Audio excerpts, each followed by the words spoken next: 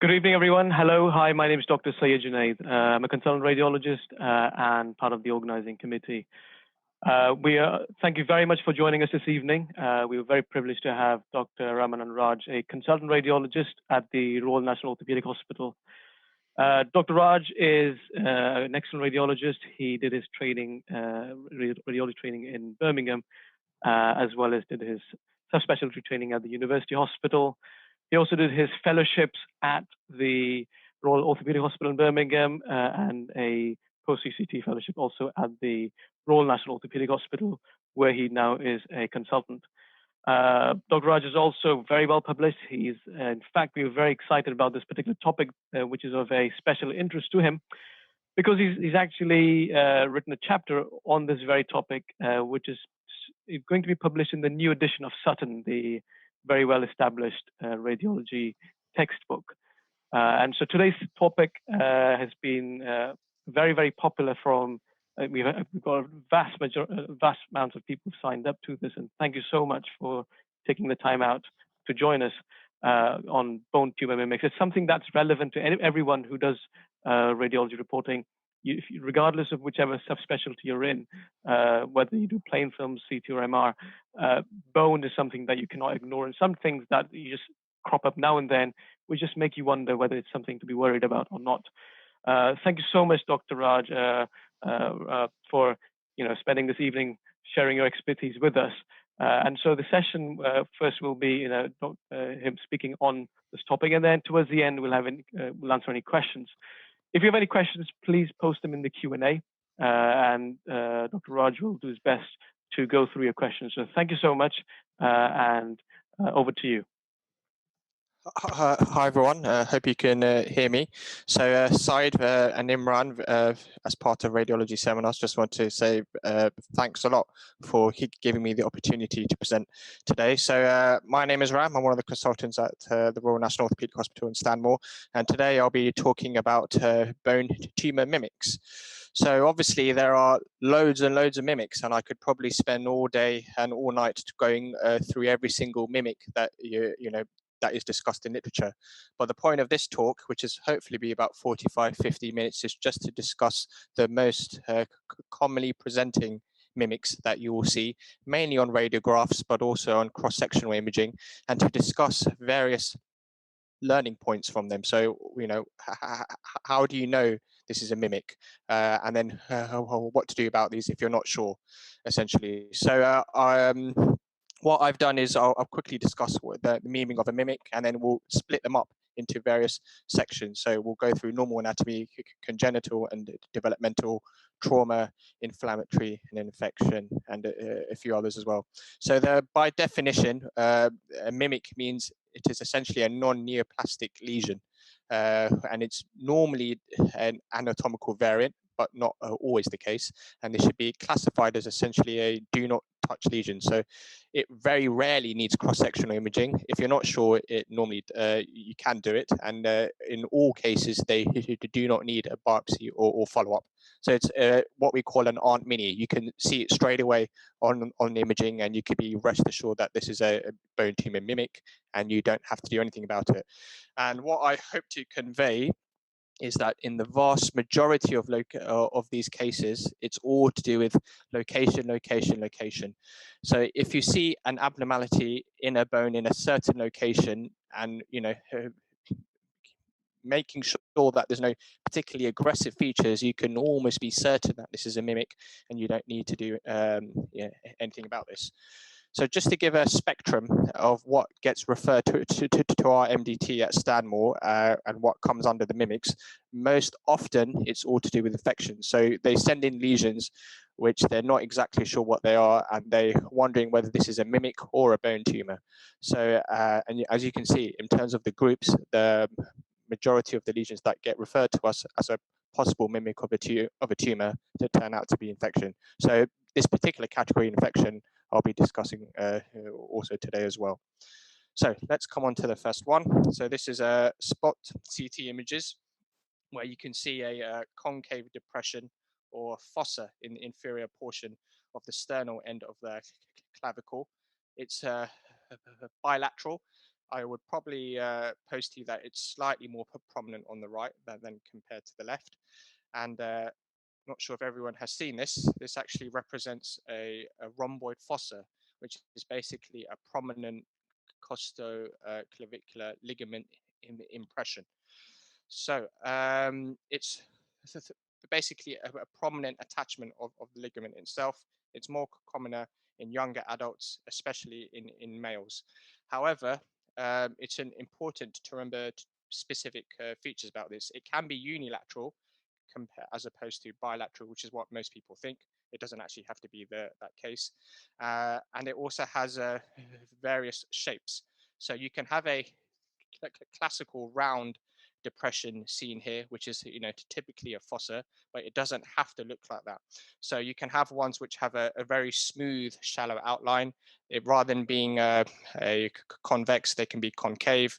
You can have a smooth elevation, or you can have what they call an elongated, excavated appearance. So it's important to be aware that 4 different types of these fossas as such have been described in literature, all occurring at the medial end of the clavicle. So here, this is an interesting lesion here that was actually referred to our MDT. So we've got this round lucency in the supralateral portion of the humeral head. You could be forgiven to think this could be a GCT, could be a chondroblastoma, as the patient looks slightly young, but this is actually a normal pseudo lucency. And this is actually called a humeral head pseudocyst. So in this case, if you can see that the border is quite smooth. It's not completely well defined, but it's quite smooth. And it's occupying the upper outer quadrant of the humeral head. But if you compare this case to this one here, if you look at the radiograph on the right, you can see that the inframedial border of this particular pseudolucency is slightly ill-defined. So you have to be wary that these pseudolucencies can be smooth and slightly irregular as well. But as I said at the start, the key is the location. So if you look carefully at the radiograph, you can see that the lucency hugs the upper outer portion of the humeral head. It's always projected over the greater and lesser tuberosities, and it tends to hug the epiphyseal line. And the reason why this appears is there's a few theories. One is due to prominent fatty infiltration in that specific area. So an MRI was actually done in this case, and you can see that the upper outer quadrant where the tuberosities are is the fatty signal of the marrow is slightly more prominent. And this is one reason why it may appear more lucent. Also, if you have long-standing arthritis or chronic rotator cuff issues with disuse of the shoulder, this particular area, this upper outer quadrant, can appear a bit more osteopenic and therefore a bit more lucent. So just to go over this humeral head pseudocyst, it's an ill-defined or well-defined lucency in the upper outer quadrant. That the location is the key. It's always over at the upper outer quadrant, centered over the epiphyseal line, normally encompasses both the greater and the lesser tuberosities on the AP shoulder radiograph. And as I said, there's a few theories of why this is the case. Some in disuse, some due to severe osteoarthritis or rotator cuff pathology. So next we have this apparent lucency within the center of the femoral neck. I'm not sure if this is, I see this all the time, I would say, in my practice, where this is apparent lucency in the center of the femoral neck, and especially with a patient with a history of cancer, this gets referred a lot to our hospital to say what this is. And not sure if everyone is aware of this. This is actually refers to a space in the femoral neck known as Ward's triangle. So Ward's triangle, if you look at the picture on the right, is basically formed by the intersection of compressive, secondary compressive, and tensile trabecular bundles. So you've got these altering directions of trabeculations, and what they normally do is they will make a space essentially in the femoral neck, which appears lucent and gives the appearance of this pseudolucency. Now, the amount of each trabecular pattern, so these lines that could go across the femoral neck, they actually change with the patient age, and they usually will follow with the degree of underlying osteoporosis. So I believe there's 6 grades of osteoporosis which have been described in the literature, grade 1 being very severe, grade 6 being normal, grade 4 is considered borderline. So in the lower grades, where there's severe osteoporosis, there's a lack of this trabecular structure, and so therefore there's no differentiation between the differing trabeculation lines. So the Ward's triangle, this lucency, is less well seen, whereas in normal patients, or even people who have very dense trabeculation, the differences between the different trabeculations is more apparent, and it's more prominent.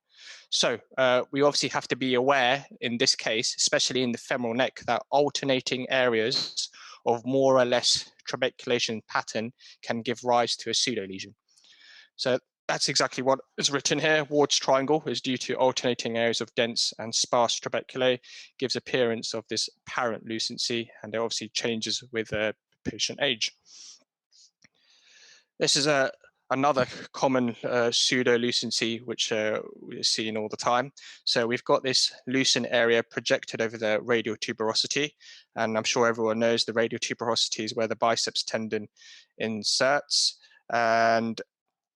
And as you can see, the important thing is to note the 2 views. So on the frontal view, you've got this rather the diffuse abnormality of the radial tuberosity. And obviously on the lateral view, when it's viewed on FAS, it looks more oval shaped. So this differing views on the 2 projections should make you sort of almost know straight away that this is just a prominent radial tuberosity. So it's important to view both projections, because if I just had that single frontal projection, it looks slightly more diffuse. But when I look at it in context of the second view, where it looks more round and oval shaped, I could be quite confident that this is just a very prominent radial tuberosity giving rise to a pseudo lesion. So, as I said, the radial tuberosity, the prominent radial tuberosity can give rise to a lucency where the distal biceps tendon inserts, and how prominent the lucency is on the radiograph refers to how broad or narrow the insertion is onto the tuberosity itself. And an important clue is to review all the projections you have, because it should appear slightly different on all the projections, and which will make you think straight away that this is a pseudo lucency. So the next one is something similar, but in a different location. So we've got this elongated, almost V-shaped area at the anterolateral portion of the humeral shaft. I'm sure everyone will know this. This is just a prominent deltoid tuberosity, which corresponds to the deltoid muscle attachment. So in some cases, especially in this one, for example, you can see that there's very prominent underlying reactionary changes to the bone. And in some cases, if you do a bone scan of this, you actually see uptake at the anterolateral humeral shaft. And this is due to affinity of the tracer for the cortical thickening at the deltoid tuberosity. So prominent deltoid tuberosity, it just refers to the deltoid attachment onto the anterolateral humeral shaft.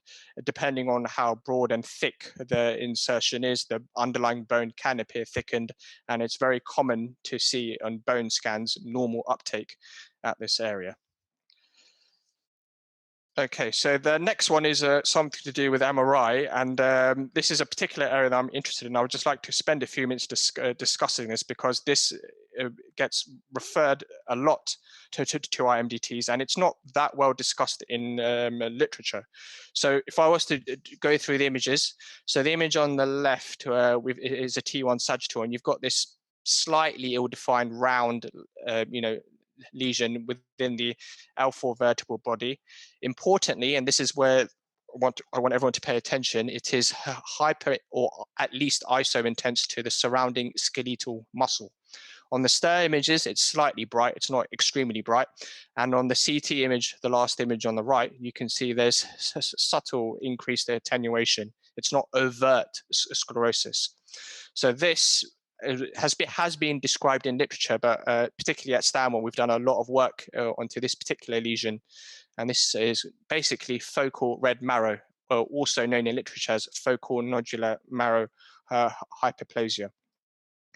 And so what these lesions commonly get referred to IMDT because people are not exactly sure what they are. And especially they don't convincingly look like metastases, but with a patient with a known history of cancer, they're not sure what to do with these cases and indeed if a biopsy is needed or not. So what commonly is used now is a chemical shift imaging. And in our institution, we use the Dixon sequences, and we use in-phase and out-of-phase imaging to quantify the amount of fat in these lesions. So for example, you can see on the image on the left here, we've got this sort of Dixon in-phase study, and on the right, where you can see it's all black essentially, we've got this outer-phase study. And you can see if you look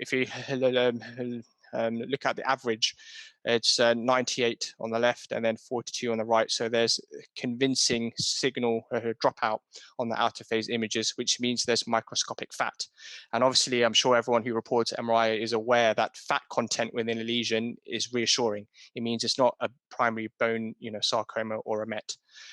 So the key take-home message in this case is to always look at the signal, compare it to the surrounding skeletal muscle.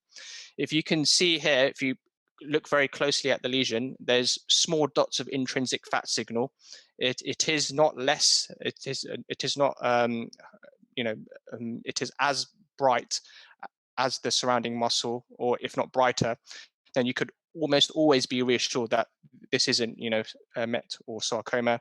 And to be sure of this, you can actually do this Dixon phase imaging to make sure that there's signal drop off, and you can therefore be reassured that there's focal red marrow. So focal nodular marrow hyperplasia basically refers to focal areas of red marrow head deposition. It's most commonly reported in the vertebra, but you can see it everywhere. So you can see it in the sacrum, you can see it in the femur. It's very common in the pelvic bones as well. And as I've said before, you need to look at the T1 weighted sequences. So we're commonly taught to always look at a lesion on the T2 sequences in the spine and compare it to the disc, but everyone always forgets about the T1 weighted sequence, and it's always important to compare it to the skeletal muscle. So this lesion, this focal red marrow, is essentially iso to hyperintense on T1. It's normally low on stir and can have a variable stir signal.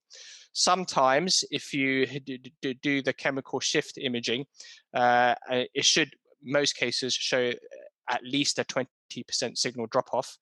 If you don't have that 20% drop-off and it's less than that, you should do a CT, because we've identified it in a few papers done at Stanmore that this chemical shift imaging is slightly insensitive to fractures and overt sclerosis, which may account for less than 20%.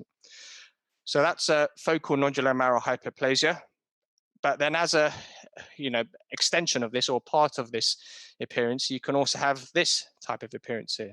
So as you can all see, we've got this focal area of red marrow in the L2 vertebral body. It has the typical signal characteristics that I've described.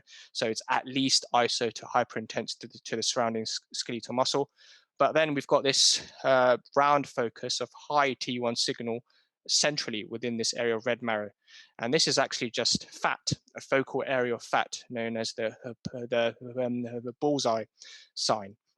So this just refers to basically marrow reconversion, and when the marrow reconverts in the vertebral bodies, the last bit to reconvert is normally the central bit. So this is the reason why it appears like this. So again, you can get focal red marrow, and as a caveat to this, you can get focal areas of high T1 signal, which is again just focal fat, and again reassuring. So coming on to the next section, so that was sort of normal anatomical variants and appearances. Coming on to the next section, which is congenital and developmental. This is another obvious one, which I think most people will know. So we've got this oval-shaped lucency at the junction of the proximal femoral head and neck. This is obviously called a synovial herniation pit. So this is thought to basically represent herniation of the synovium into cortical defects at the head and neck junction, and it's due to subtle erosions of the hip joint capsule into the femoral neck. So the important features to know here are that it is normally less than 1 centimeter in size. And as you've seen in this case, it's entirely lucent with a peripheral sclerotic margin, sorry. Importantly, there is no central nidus, which means it's unlikely to be an osteoid osteoma. And when I was training as a registrar, it was at that time considered asymptomatic and a normal anatomical variant. But nowadays, it's now been considered to have an association with a femoral acetabular impingement, or FAI. So if you do an MRI of this, you will see uniform low T1 signal, high fluid T2-like signal, and a lot of cases you'll see there's anterior cortical extension if you were to scroll through. And in some cases, this can be symptomatic. So you can even have edema surrounding this herniation pit on the MRI. And the important thing is location. So if you look here, it's the anterosuperior lateral quadrant of the femoral neck. So this location is an appearance is very classical for a synovial herniation pit. Okay, so next we have this focal on the MRI. If I point to that first, this focal subchondral defect in the superlateral portion of the patella. So if you remember to your sort of the location, this is actually very characteristic for a dorsal defect of the patella. So if you've got this 1 to 2 centimeter lucency, it's always in the upper outer quadrant. And if you look on the MRI, many people will get confused by this and will call this an OCD, osteochondritis, dissecans, or osteochondral defect. It's important to remember, though, that the OCD will normally affect the other side, the medial retropatellar facet, whereas here the dorsal defect of the patella is normally and always affects actually the lateral side of the patella.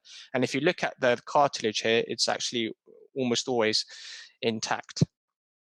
So dorsal defect of the patella, subchondral defect in the superlateral portion of the patella, typically 1 to 2 centimeters in size, rarely symptomatic, but again, you can have edema at this and it can cause symptoms. People are not really sure why you get this defect. It's most likely due to delay or failure of the ossification process here. And again, location is key, upper outer quadrant. Next, this is a very common normal and congenital and developmental variant that you see on a lot of MRIs. So you have this focal pseudo defect in the cartilage at the most superior portion of the acetabular roof. For those who commonly report MRI hips will know this straight away. This, of course, is the supraacetabular fossa. So on these MRI images, we've got a sagittal and a coronal fat sat image. It's important to know that this fossa is always seen at the 12 o'clock position. So it's always seen at the 12 o'clock position on the coronal and sagittal sequences. It has well demarcated borders, which differentiates it from to pathology. It rarely ever has surrounding edema, unlike high-grade osteochondral lesions, and you can get different types. So you can get a type 1 fossa, which is typically filled with fluid on MRI, and a type 2 fossa is typically filled with cartilage, I believe, and usually type 1 will progress to type 2. So bearing that in mind, we actually have a slight variant of this. So if I focus your eyes to the image on the right and the bottom 2 images, this is actually another variant, and this is called the superior acetabular roof notch, or otherwise known as an accessory supraacetabular fossa. So if you look at the top right image, you can see at the 12 o'clock midline position, you've got the fossa there, but medial to this, you've got this slightly oblique orientated abnormality there. So this is just located medial to the fossa. It's just off center, and it runs in a medial to supralateral direction. And this is actually a superior acetabular roof notch. And if you were to do an MRI of this, it's normally filled with fat on MRI, but can have fluid. So if you look at that top right case, you actually have both. You've got the fossa there, and you've got the superior acetabular roof notch. And if I was to cast your eyes now to the bottom right X-ray, you can see there's a subtle lucency traversing through the acetabulum there, which is again the acetabular roof notch, which you have a corresponding CT image on the left. So superior acetabular fossa or supraacetabular fossa, always in the 12 o'clock position, varying MRI signal characteristics, but be aware of the more medially located superior acetabular roof notch. So this is something which many people see all the time, but a lot of people aren't aware of the differing appearances. So we have essentially 3 images showing a spectrum of the same pathology. So the X-ray on the left, we've got this eccentrically located, almost oval-shaped lesion hugging the border of the tibia there with this sclerotic rim. It's almost completely lucent. The middle image what shows slightly more lobulated, what I would like to call a bunch of grapes appearance. Again, it's eccentrically located, hugging the metaphysis of the femur there. And the last image on the right here, we've got this slightly lobulated lesion here, and compared to the other two, it's slightly more ossified. There's more central ossification. Now, this is actually all varying appearances of a non-ossifying fibroma. So it's important to be wary that non-ossifying fibromas can typically have 4 different types of appearances. So they can be completely lucent, like the one on the left, and as the patient grows older, they can then develop into this bunch of grapes-like appearance with partial ossification. And then when they're even older, further down the line, you can get complete central ossification of the lesion.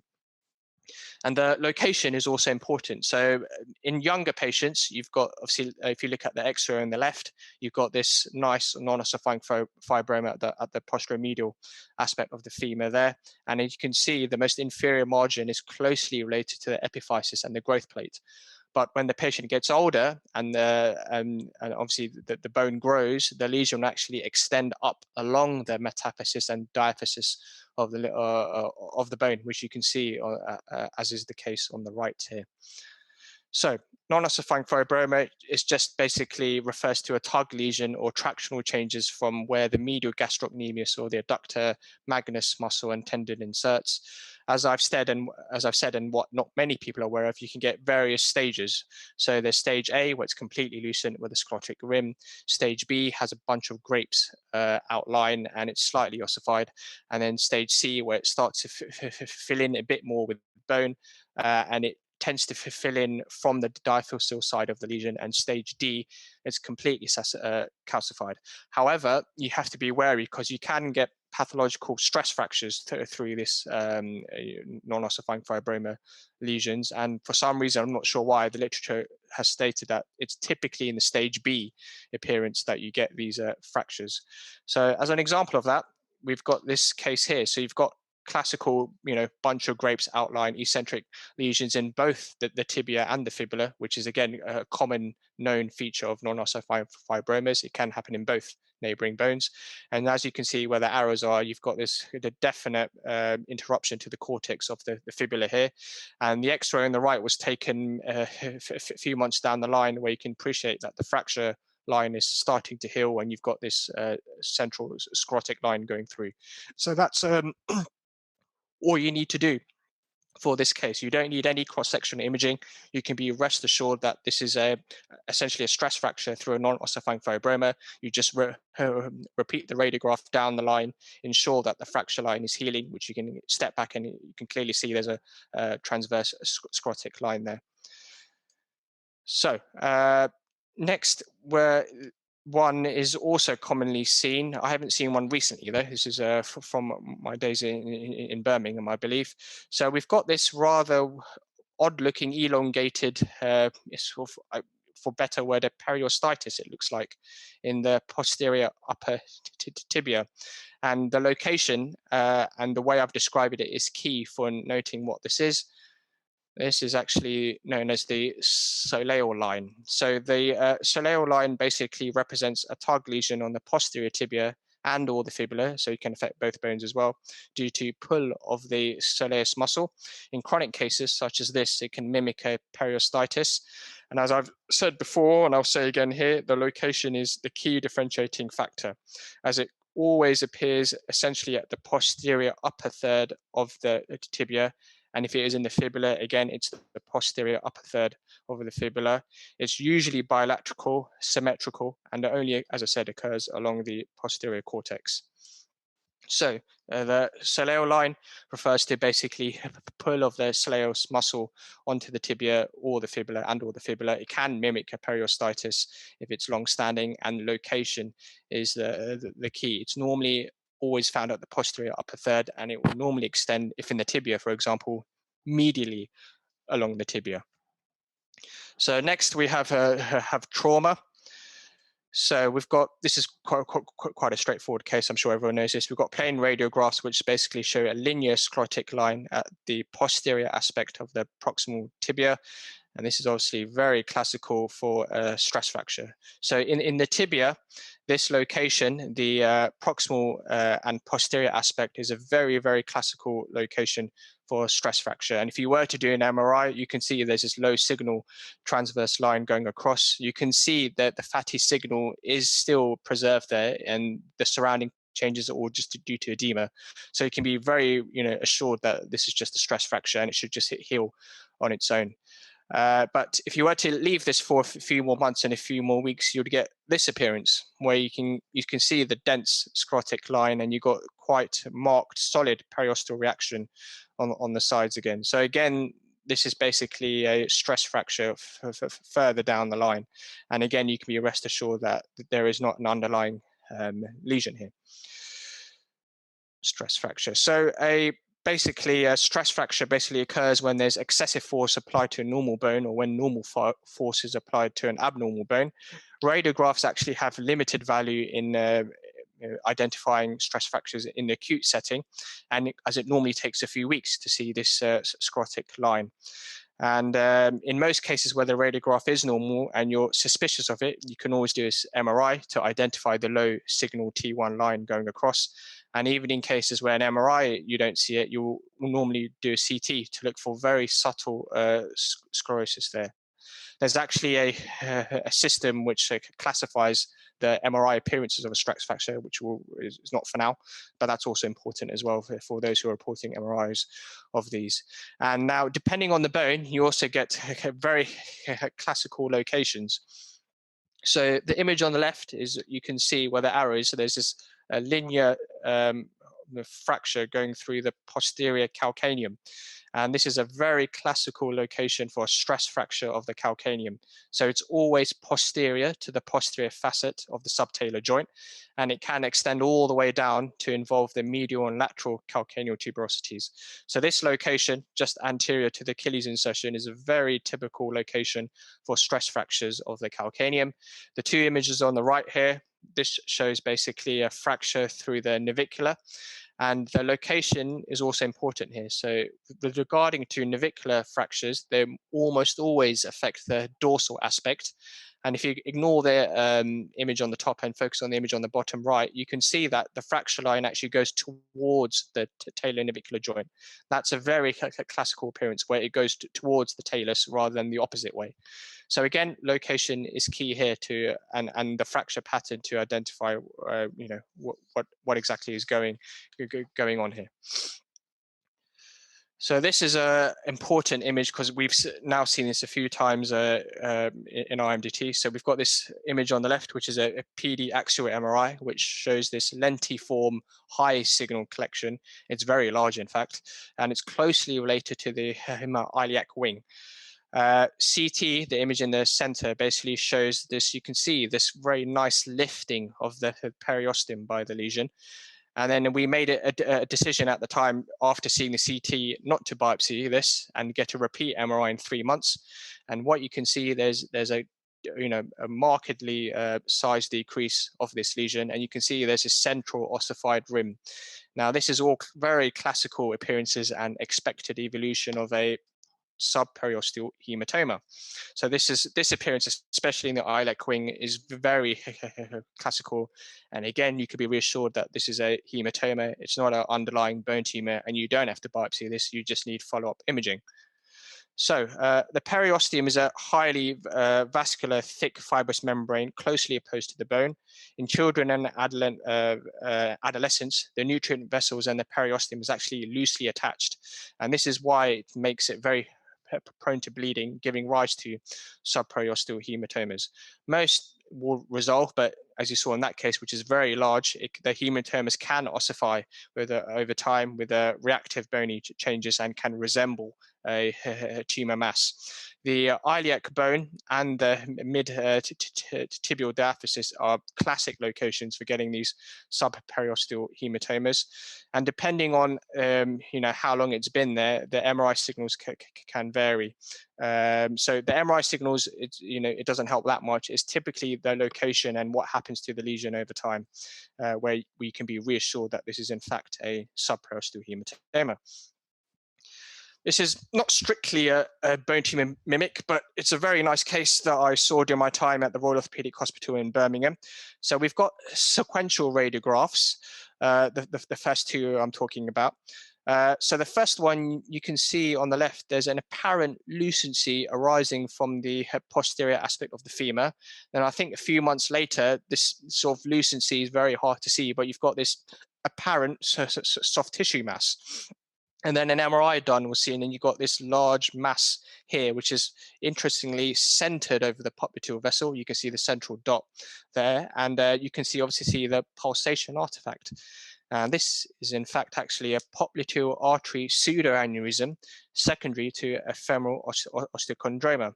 So if I point your eyes to the first radiograph, I won't show you the frontal image where it's a bit more obvious, but the lateral radiograph is important because the bony protuberance of an osteochondroma can actually appear lucent on the lateral projection, as it does in this case. And as you can see, this projects outwards and not inwards, unlike a non-ossifying fibroma. And therefore, this was reported at the time as a lucent aggressive lesion. And the key on the MRI is to identify it's directly in line of the popliteal artery, and obviously you get this pulsation artifact. So you can see it's important to note that when viewed on FAS, osteochondromas can appear lucent and mimic an aggressive lesion. So that's what I've stated there. And the reason why the popliteal artery is susceptible to pseudoaneurysmal change is because it's fixed between the Hunter's canal superiorly and the popliteus muscle inferiorly. So it's essentially non-mobile. And as you can imagine, if you have an osteochondroma there, the cartilage cap will compress and rub against the wall, and over time will make a defect, and you'll get blood infilling, and you can get pseudoaneurysm formation.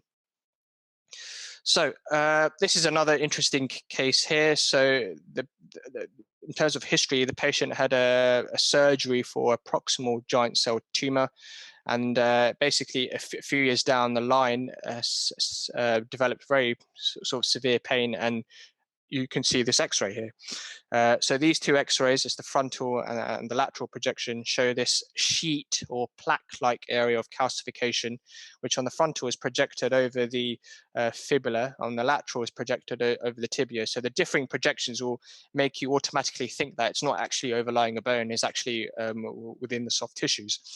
And now a CT was done, and you can actually see there's very convincing peripheral calcification with sheet-like configuration. Now this appearance is very classical for something known as a calcific myonecrosis. So what this is basically long-term sequelae or in the setting of compartment syndrome. So the patient actually had the surgery, and then immediately post-op developed this compartment syndrome, got better, and then further down the line presented with pain. And so what happens with this compartment syndrome, you get this ischemic and necrosis focally within a compartment, or normally within a muscle group. You get hemorrhage into that area, which ossifies over time, and then as the hemorrhage ossifies, as you can see here, it forms this sheet-like calcification, and you usually get a persisting liquefied component centrally. So you can appreciate the central aspect of this sheet-like calcification is not as dense, and there is some liquefied hematoma there. And as you can imagine, it will then keep on bleeding, keep on ossifying and expanding over time.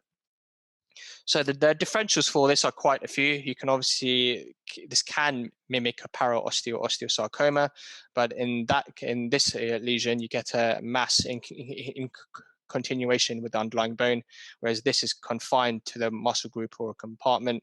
Myositis ossificans, which is what most people report this as.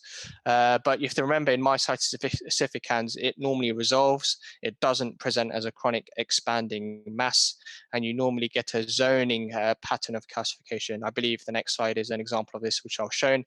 And then you also get poly or dermatomyositis, where you get other associated lesions with this. So myositis ossificans, you can appreciate this sort of peripherally ossified lesion in the left rectus abdominis muscle. There's hardly anything in the center, and you don't get any of this liquefaction centrally. So these appearances are very different to the sheet-like appearances of calcific myonecrosis. And if you were to do an MRI of this myositis ossificans, this lesion here, you can see there's very florid edema all around the rectus abdominis muscle, typically a few times the length of the lesion. And this MRI appearance and the classical peripheral zoning pattern of calcification is very classical for myositis ossificans. So now we're coming on to degenerative and inflammatory. So here we've got this radiograph on the left, which shows this focal elongated lucency over the medial tibial plateau. We've got these coronal T1 and STIR MRI sequences, which depicts a homogeneous low T1 and high STIR signal cystic lesion.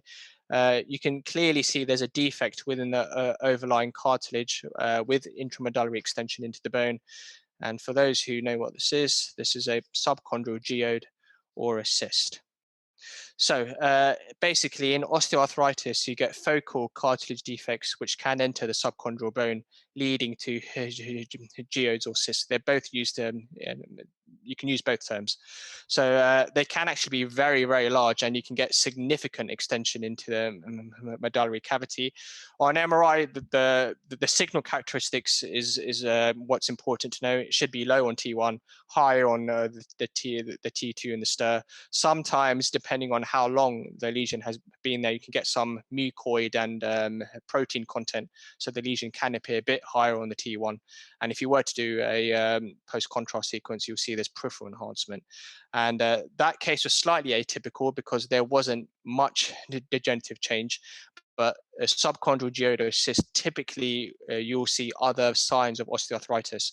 So if you think there's this round lesion closely abutting the joint or the articulating margin, you need to look for features of osteoarthritis on both sides of the joint. So this is what we have here. So you can see left knee radiograph shows this lobulated lucency within the lateral femoral condyle with a thin sclerotic peripheral rim, which is where the arrow points to. And you can appreciate that it extends all the way down to the subchondral bone plate margin.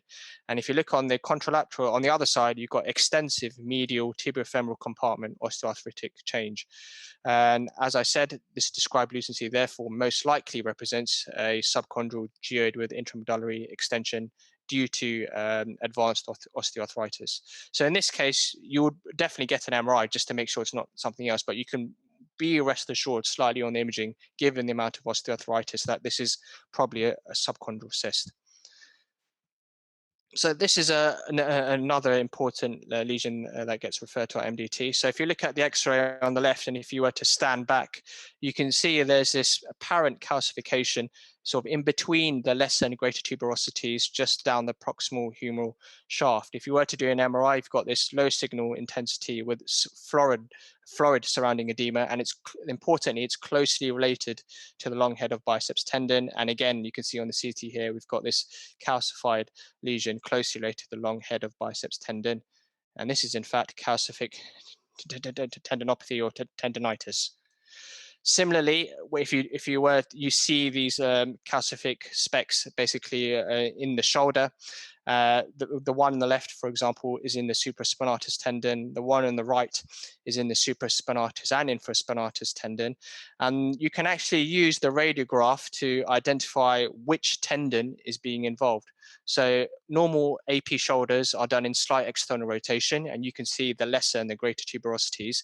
If you get a calcific speck overlying the humeral head, it's not overlapping it, it's overlying it, like the left one, you can be certain that you have calcification in the supraspinatus tendon. In the image on the left, you've got some calcification inferior to this, and the humeral head overlaps this. And this is actually within infraspinatus as well. So the image on the right, you can see I've highlighted different areas where you can get these classical locations for calcific tendonitis in the shoulder. So the red, where it's not overlapping the bone, is supraspinatus. The blue is infraspinatus. The green on the outside is between the lesser and the greater tuberosities, and it refers to the extra-articular long head of biceps tendon. The green, more medially, refers to the intra-articular. And then we have teres minor, which is sort of the yellow color there, and most medial is subscapularis. So if you have a good AP shoulder, and you can actually use it to work out where exactly the calcification is, and therefore you've got your answer straight away. This is calcific tendonitis. It's not a bone tumor that you have to be concerned about. Another common location to get calcification is in the femur. So we've got this sort of discrete area of calcification sort of along the femoral shaft here, underneath the inferior to the lesser trochanter. And on this second view, you can see it's actually the posteromedial aspect of the femur. And then we did an MRI of this, and you can see that you've got this non-specific low signal anedema closely related to the posterior femur. And if you look at that specific location of the femur, you've got this outpouching of the cortex there. And this is actually known as the linea aspera. It's a normal anatomy of the femur here, of the posterior femur, and this is where the gluteus maximus inserts. So this is actually calcific tendinopathy at the gluteus maximus insertion, and again, it's a very common location. So knowing your anatomical landmarks of where everything is, especially in the hip and the shoulder, is very important. So calcific tendonitis, shoulder is the most common site. You get supraspinatus is the most common, and the appearance depends on the type and age of calcification. So in some cases, the calcification is not as defined, and it can be more ill-defined and hazy. That's because it's in a resorptive phase. So coming on to infection, this is a very, very important case which everyone reporting should not miss and highlight. So you see this central lytic lucent lesion over the tibial metaphysis with this thin sclerotic rim. The patient is quite young. And this, we did an MRI, and hopefully everyone will be aware that this is actually a Brody's abscess. So the key MRI feature is to know that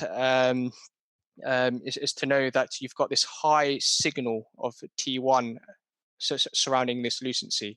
So if you look at where the arrowheads are, you've got this high T1 area, and this is known as the penumbra sign, which basically refers to high granulation tissue around the lesion.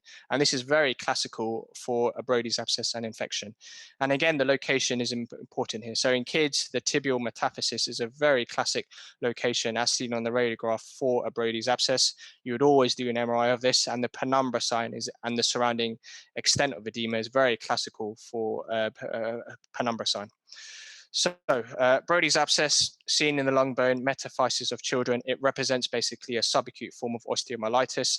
You look for the penumbra sign on the MRI, but remember that the penumbra sign can also be seen in other lesions, and typically it's seen in LCH. So LCH is one of those things, Langerhans cell histiocytosis, which can mimic infection. So you always, in that case, will probably have to do a biopsy to make sure it's not LCH and it is infection, for example. But typically, the inflammatory markers will help you decide this. So coming on to more sort of ones which don't fit into any specific category. So we've got the X-ray of the pelvis here, which shows multiple small, round, and ovoid sclerotic foci throughout. The majority are clustered around the hip joints. If you were to step back, you can see the majority around the hip joints. They're bilateral in a somewhat symmetrical fashion, and this is actually consistent with osteoporosis. So osteoporosis is basically a sclerosing bone dysplasia. It refers to basically very small bone islands. They typically have a punctate appearance, i.e. small, round, and ovoid, but you have to be a bit wary because you can have slightly elongated areas, which are termed as striae. So these are more sharply defined areas of bone, and they're normally parallel to the lung bone. You have to be aware of osteoblastic mets and mastocytosis, which can give sclerotic deposits. And if you were to do an MRI in this case, you'll see all of these lesions are low on all sequences. This is another interesting case here. So we've got this radiograph and coronal PD weighted MRI, which shows linear striations spanning the proximal femur. As you can see here and appreciate, the striations run parallel to the axis of the lung bone. And this is, of course, consistent with osteopathia striata. So it's important to note on the MRI, the low signal and the varying thickness of the striations. And this long traversing abnormality is very classical for osteopathia striata. So as I said, these are linear striations in the metaphysis and diaphysis of the long bones. They run parallel to the bone, and in the femur, they appear quite long because the length of the striation is proportional to the length of the bone. In other areas, for example, the iliac wings, they have a very characteristic appearance, and it's reported in literature as having a fan-like appearance. And I believe this is the last case here. So we've got radiographs depicting basically on the left an eccentric proliferative bony formation along the entire medial femoral cortex. And in addition, the more superior arrow, you can see there's periarticular soft tissue ossification. And if you look at the other two radiographs, you've got this candle wax-like appearance of very florid hyperostosis associated with the tibia.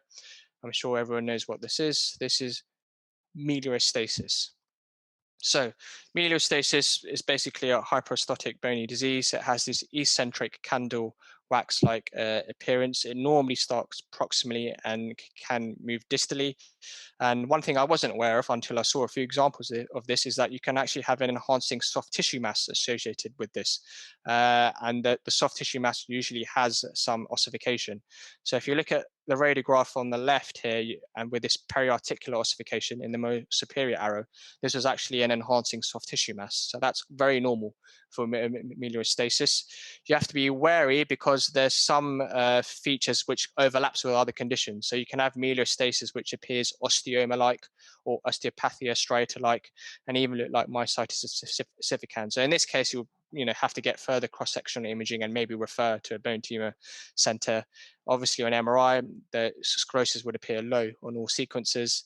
And as I said, you can get an enhancing soft tissue mass. And importantly, it can cross the joint as well. So you can get the whole limb, which essentially appears as this florid proliferative bone formation.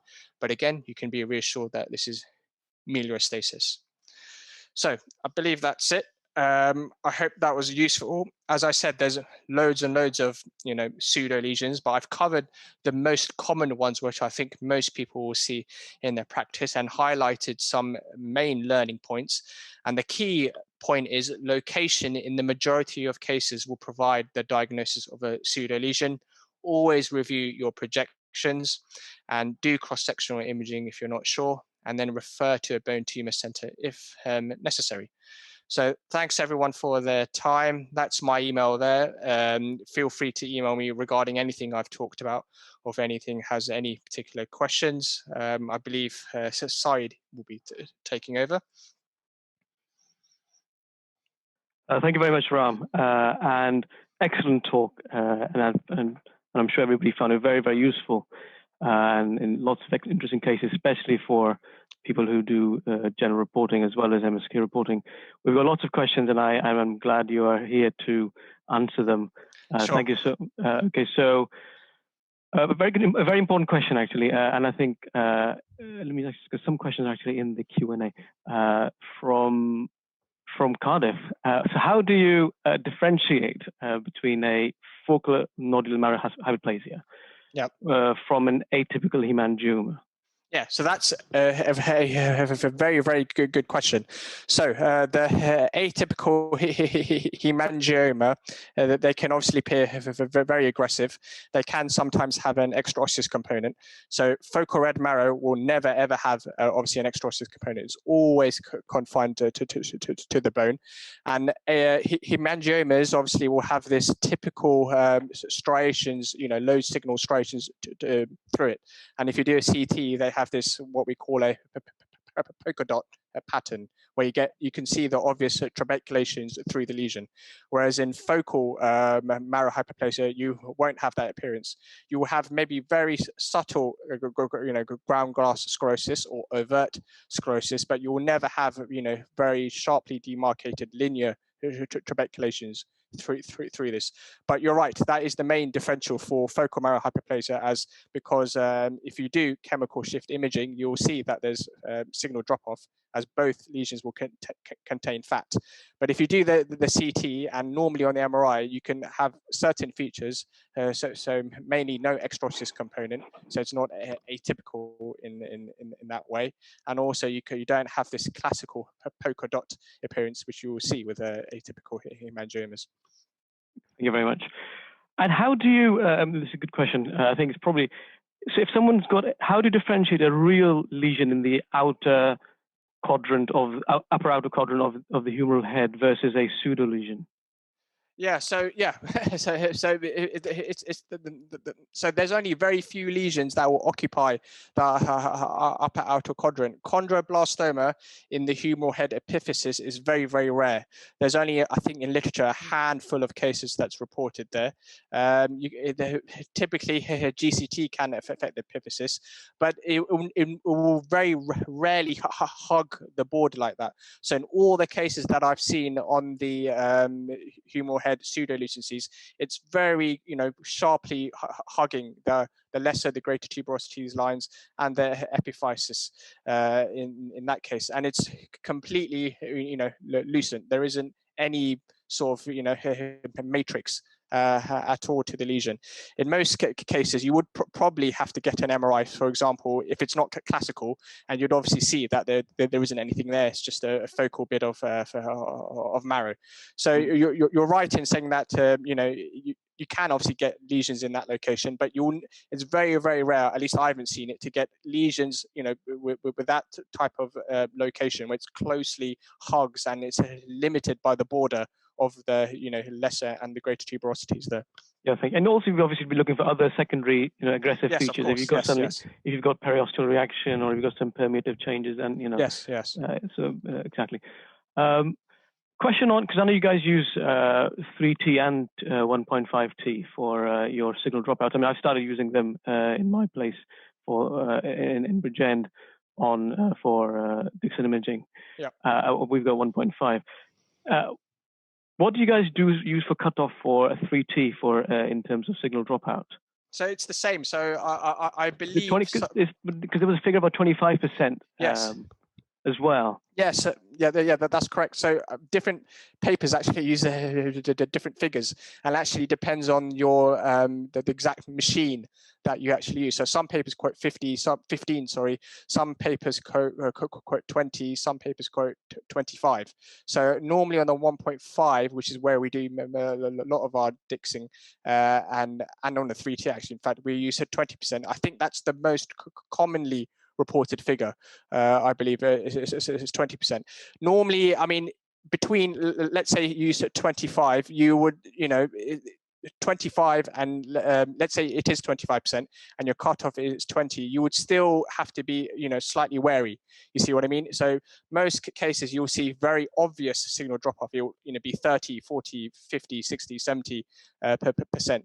If it's, let's say 21, 22, 23, you would have to be slightly concerned. You're not sort of, just because it's 1% over, you're not in the clear essentially, and you would have to make sure that there isn't any overt sclerosis there, that there's not a fracture there. And in cases where there is, let's say, 22%, for example, and there isn't a fracture and there is no overt sclerosis, you'll probably do follow-up imaging. So you would get another repeat MRI in 3-6 months, and if there's no change whatsoever in, let's say, a 1-year period, you can be reassured that it's nothing, it's sinister. Okay, excellent. There's a question sort of off the topic, I think, but it's related. And I think it's a common thing we sort of non-tertiary orthopedic centers get in sort of have is how do you follow up and long bone enchondromas? I know you were involved in an excellent paper from Birmingham on sort of managing long bone enchondromas and when to refer. I think it's probably a good idea that we probably share the. I think they've done a follow-up of that, share that reference. Yes, so there's actually a paper, I believe, in clinical clinical radiology, where the Birmingham radiologists, they've actually done a whole study on all these lesions, and essentially it's a very long table with loads of different permutations, and essentially is if you have a lesion which is, let's say, less than 4 centimeters, it's central, it has a classical chondral matrix, there is no endosteal scalloping, you don't need to refer. It's very, very rare, and they have shown that they followed up all these lesions for a while, and they have shown that, you know, these lesions essentially stay the same, or they slightly increase in size. But if essentially if you have a lesion, let's say in the long bone that's less than 4 centimeters, it's centrally located, there is no significant scalloping, you could almost dismiss it straight away as a, you know, low-grade chondral tumor, and you don't need to do anything about it. No follow-up is needed unless the patient becomes symptomatic. So if you want, you can email me and I can email out that paper to you. They actually have a list of different criteria of you know, when to get further imaging, when to refer, when to biopsy, and, you know, things like that, and how to follow up these lesions. Because normally it was common practice, and a lot of places still do this. They just follow up all these lesions for a very long time, when in actuality the overwhelming majority of them will just stay the same, and they will never transform to, you know, chondrosarcoma. So what we essentially use as a policy is that if anything less than 4 centimeters, central, classical, you know, chondral matrix, you don't need to do anything, and there's no aggressive features. Anything over 4, let's say 5, 6, slightly large, you would probably get a repeat MRI in 6 months just to make sure it hasn't changed.